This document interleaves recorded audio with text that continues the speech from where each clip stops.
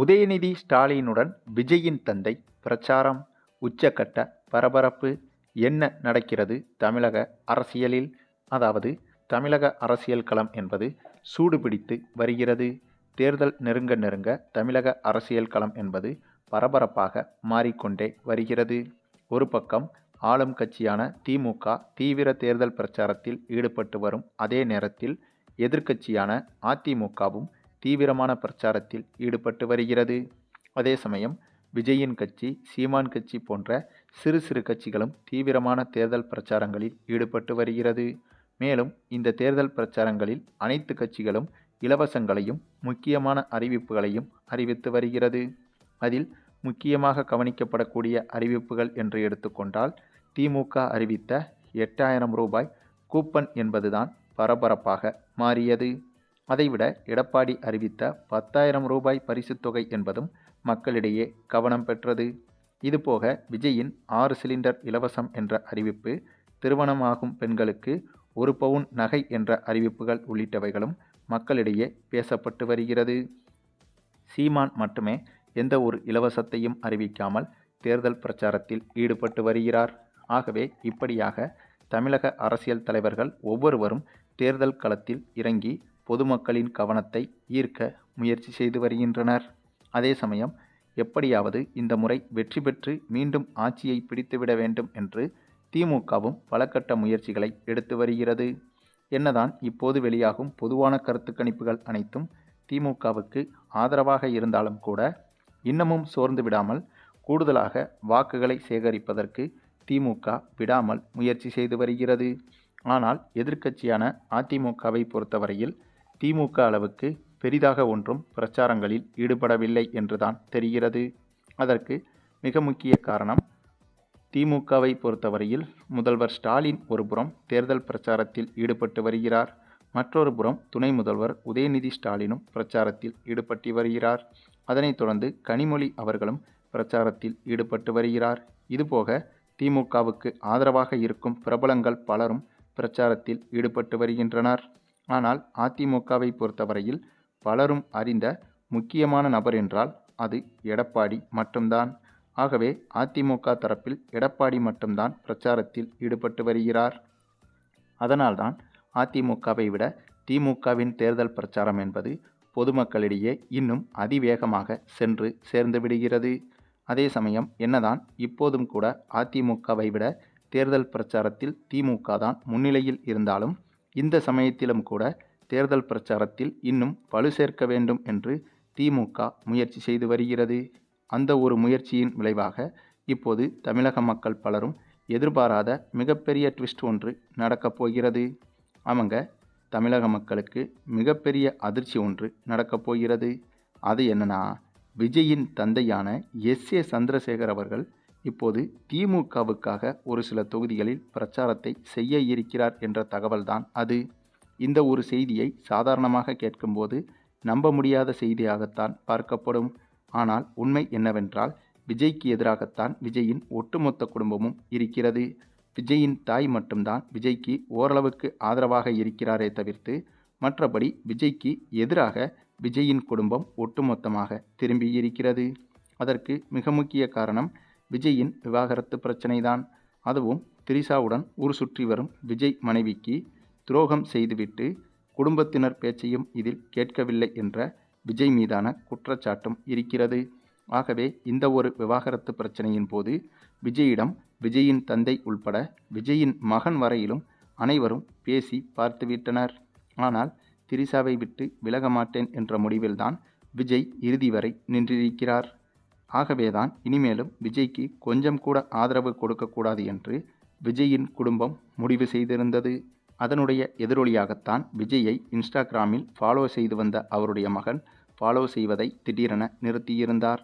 இதுதான் விஜய்க்கு எதிராக அவருடைய ஒட்டுமொத்த குடும்பமும் திரும்பி இருந்தது என்பதற்கு முக்கிய உதாரணமாக பார்க்கப்பட்டது. அது மட்டுமில்லாமல் ஏற்கனவே விஜய்க்கும் விஜயின் தந்தைக்கும் ஆகவே ஆகாது. இந்த சூழலில் இந்த விவாகரத்து பிரச்சனையால் தந்தை மகனுக்கு உண்டான பகை என்பது மேலும் பலமானது. மேலும் விஜயின் தந்தையை பொறுத்தவரையில் இவர் ஆரம்ப காலம் முதலே திமுகவுக்கு ஆதரவானவர்தான். ஆகையால் என்னதான் திமுகவை எதிர்த்து விஜய் அரசியல் செய்து வந்தாலும் கூட திமுகவின் ஆதரவாளராகத்தான் இப்போதும் கூட விஜயின் தந்தை இருந்து வருகிறார்.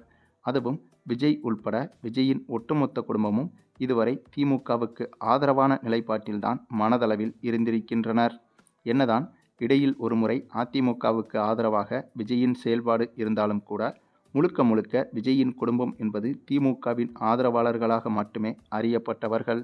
அதே சமயம் இப்போது விஜயின் அரசியல் என்று என்பது திமுகவுக்கு மிகப்பெரிய பாதிப்பை ஏற்படுத்தவில்லை என்றாலும் திமுகவின் சில வாக்குகளை திசை திருப்புவதற்கு வாய்ப்புகள் அதிகம்.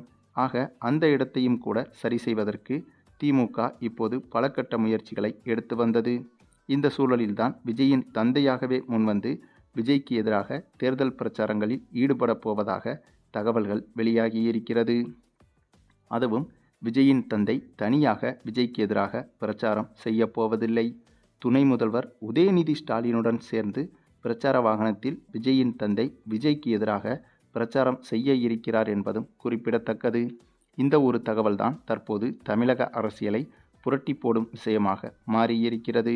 அதுவும் தன்னுடைய மகனுக்கு எதிராக தேர்தல் அரசியலில் பிரச்சாரம் செய்வது மட்டுமில்லாமல் தன் மகன் யாரை எதிர்க்கிறாரோ அந்த கட்சியில் இணைந்து பிரச்சாரம் செய்வதுதான் விஜய்க்கு மிகப்பெரிய பின்னடைவாக மாறப்போகிறது.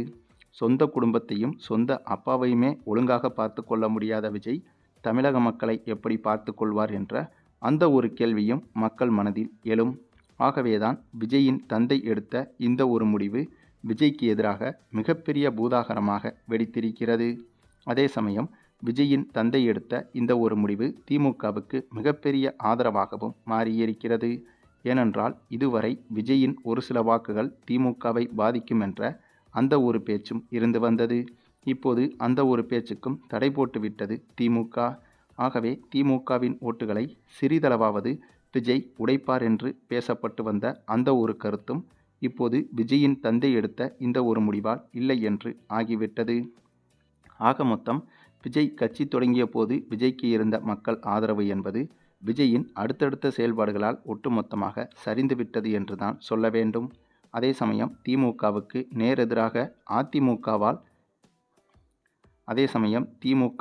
நேரெதிராக இருக்கும் அதிமுகவால் இந்த தேர்தலில் திமுகவுக்கு மிகப்பெரிய பாதிப்பை ஏற்படுத்த முடியுமா என்று கேட்டால் அதுக்கும் பதில் இல்லை என்றுதான் சொல்ல வேண்டும். ஏனென்றால் சமீபத்தில் வெளியான கருத்து கணிப்புகள் அனைத்திலும் திமுகவின் வெற்றி சதவீதம்தான் உறுதி என்பது உறுதியாகிவிட்டது. கிட்டத்தட்ட திமுகவின் வாக்கு சதவீதத்தை விட 7 முதல் 10% வரையிலும் அதிமுக கூட்டணியின் வாக்கு சதவீதம் குறைவாகத்தான் கருத்து கணிப்புகளில் சொல்லப்படுகிறது. வழக்கமாக இதுபோன்ற கருத்து கணிப்புகளில் முதலில் இருக்கும் கட்சிக்கும் இரண்டாவதாக இருக்கும் கட்சிக்கும் வாக்கு வித்தியாசம் என்பது 3%த்திற்கும் உள்பட இருந்தால்தான் இரண்டாவதாக இருக்கும் கட்சிக்கு வெற்றி வாய்ப்பு என்பது உருவாகும். உதாரணத்திற்கு சமீபத்தில் வெளியாகும் கருத்து கணிப்புகளில் திமுகவுக்கு 40% வாக்குகள் என்று வைத்துக்கொண்டால் அதிமுக கிட்டத்தட்ட 37% வாக்குகளையாவது தொட்டிருக்க வேண்டும். அப்படி இருந்தால் மட்டும்தான் அதிமுகவும் இந்த தேர்தலில் வெற்றி பெறுவதற்கு வாய்ப்புகள் இருப்பதாக கருதப்படும். அதாவது திமுகவை விட 3% மட்டுமே தான் அதிமுகவின் வாக்கு சதவீதம் குறைந்திருக்க வேண்டும். ஆனால் சமீபத்தில் வெளியான பெரும்பாலான கருத்து கணிப்புகளில் திமுகவின் வாக்கு சதவீதத்தை விட 7 முதல் 10% வரையிலும் அதிமுக பின்தங்கியிருக்கிறது. ஆகவே இந்தளவுக்கு வித்தியாசம் என்பது அதிமுகவின் தோல்வியை இந்த தேர்தலில் உறுதி செய்கிறது. இந்த ஒரு விஷயம்தான் இந்த தேர்தலில், அதாவது நடைபெறப்போகின்ற தமிழக சட்டமன்ற தேர்தலில் திமுகவை அதிமுக கூட்டணியால் வெல்ல முடியாது என்பதை உறுதிப்படுத்துகிறது. சரி, நீங்கள் சொல்லுங்கள்.